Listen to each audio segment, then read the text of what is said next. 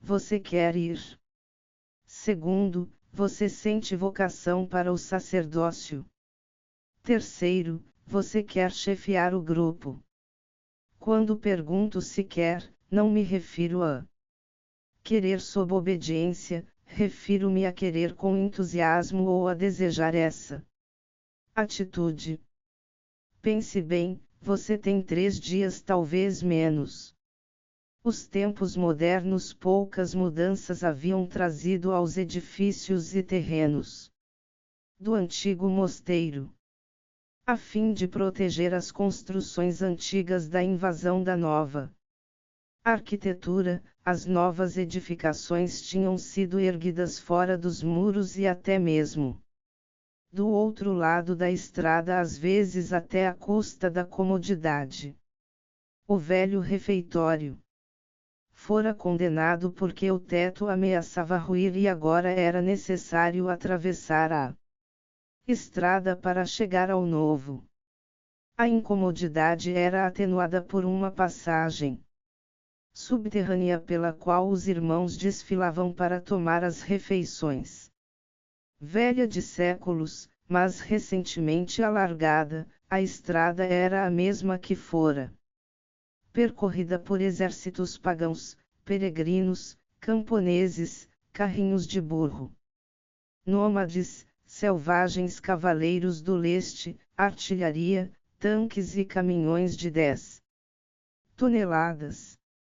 O seu tráfego fora intenso, médio ou quase nulo, de acordo com a época ou a estação. Uma vez, há muito tempo, houvera 6 pistas e tráfego de robôs. Depois, o movimento cessara, a pavimentação rachara, e uma relva rala chegara a aparecer depois de chuvas ocasionais, através das fendas. A poeira terminara por cobri-la. Os habitantes do deserto picaram o concreto quebrado para construir choupanas e barricadas. A erosão a transformara em simples caminho através do deserto. Mas agora havia 6 pistas e tráfego de robôs, como antigamente. Não há muito movimento esta noite, observou o abade, quando passaram pelo velho portão principal. Vamos atravessar a estrada. Aquele túnel fica sufocante depois de uma tempestade de pó. A menos que você não esteja disposto a fugir dos ônibus. Vamos, concordou o irmão Joshua. Veículos baixos com holofotes fracos, úteis apenas como aviso aos passantes, desfilavam por eles com os pneus rangendo e as turbinas gemendo. Por meio de antenas observavam a estrada, por meio de dispositivos magnéticos sentiam, no leito da estrada, as tiras de aço que lhes indicavam o caminho à medida que deslizavam rápidos pela pista rósea e fluorescente de concreto oleoso. Corpúsculos econômicos numa das artérias do homem, os monstros passavam às cegas pelos 2 homens que os evitavam através das pistas. Ser derrubado por um deles significava ser esmagado por inúmeros outros, até que um carro de inspeção encontrasse a mera impressão de um homem no calçamento e parasse para removê-la.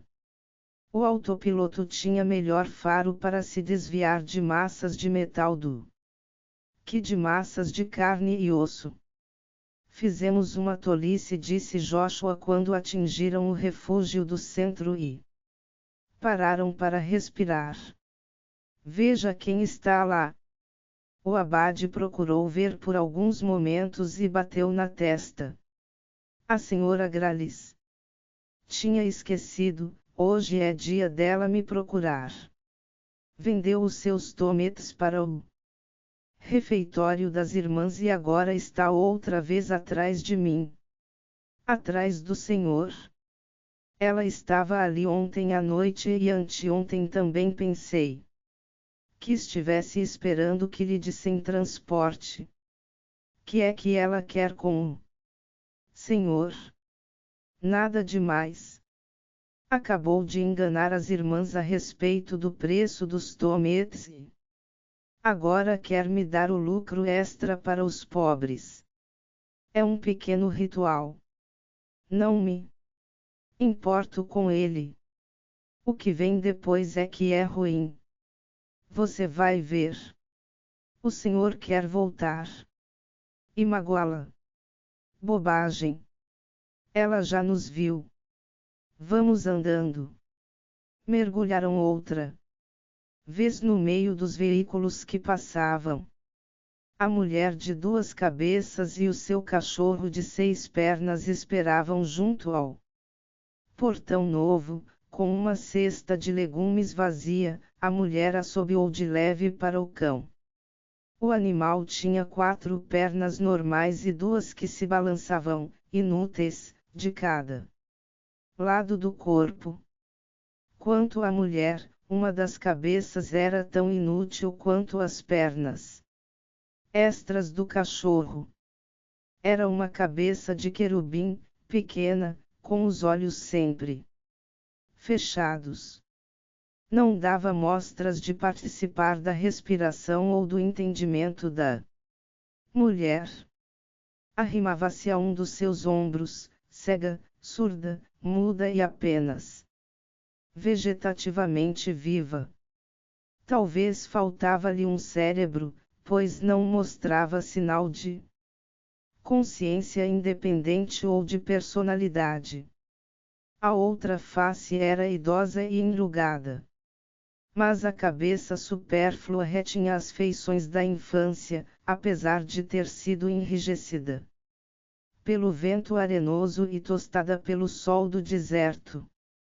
A anciã fez uma mesura quando os monjas se aproximaram e o cachorro recuou rosnando. Boa noite, Padre Zerchi. Uma ótima noite para o senhor e para o senhor também, irmão. Alô, senhora Gralis. O cachorro latiu, arrepiou-se e começou a correr de um lado para o outro, ameaçando os tornozelos do abade com os dentes prontos para morder. A senhora Gralis bateu-lhe com a cesta e os dentes enterraram-se na palha. Depois, avançou para a dona, que o manteve à distância com a cesta, recebeu alguns bons cascudos e foi, rosnando, para o lado do portão. Priscila está zangada hoje, observou Zerchi com amabilidade. Ela vai ter filhotes. Peço desculpas, disse a senhora Gralis, mas não é por causa dos filhotes que ela está assim, diabos a levem. É por causa do meu marido, que lhe pôs feitiço só por enfeitiçar, e por isso ela tem medo de tudo. Peço desculpas pelo que ela fez. Está tudo muito bem. Boa noite, senhora Gralis. Mas não era assim tão fácil escapar. A anciã segurou o abade pela manga e sorriu com o seu irresistível sorriso desdentado. 1 minuto, padre, só 1 minuto para a velha dos tomates, se o senhor puder. Naturalmente. Gostaria de. Joshua riu de lado para o abade e foi negociar com o cachorro o direito de passar pelo portão. Priscila olhou-o com visível desprezo. Vamos, padre, a senhora Gralis estava dizendo. Fique com qualquer coisinha para os seus pobres. Olhe aqui.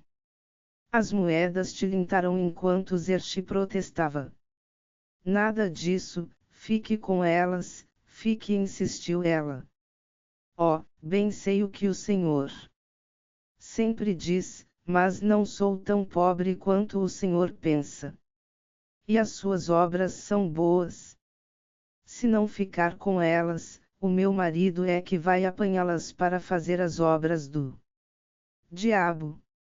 Veja, vendi os meus tomates, recebi o que pedi, quase comprei comida para toda a semana e até um brinquedinho para Raquel. Quero que o senhor fique com um pouco. Veja. É muita bondade. Veio, em tom autoritário, da direção do portão. Rau. Rau. Seguido por uma rápida sequência de latidos e Priscila batendo em retirada. Joshua apareceu de volta com as mãos dentro das mangas. Você está ferido. Disse o monge. Que foi que você fez com ela? Repetiu o irmão Joshua. Rau. Rau, depois explicou. Priscila acredita em lobisomens. Os latidos foram dela. Já podemos passar pelo portão. O cachorro desaparecera. A senhora Gralis segurou outra vez a manga do abade. Só um minuto e não interrompo mais o senhor. Queria falar sobre Raquel.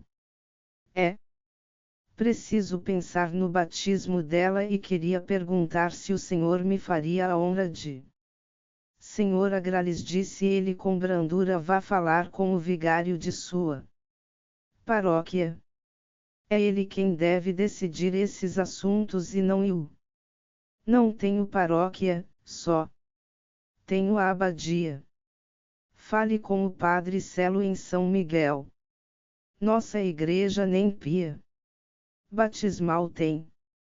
As mulheres lá não podem entrar, a não ser na tribuna. A capela das irmãs tem pia e as mulheres podem. É assunto do padre Celo, não meu. Deve ser registrado na sua paróquia. Só em caso de emergência eu poderia. Sim, eu sei disso, mas fui falar com o padre Celo. Levei Raquel à igreja dele, mas aquele tolo não quis tocá-la. Recusou-se a batizar Raquel. Foi o que ele fez, o tolo. A senhora está falando de um padre, senhora Gralis, e ele não é um tolo, pois conheço-o bem. Deve ter suas razões para recusar.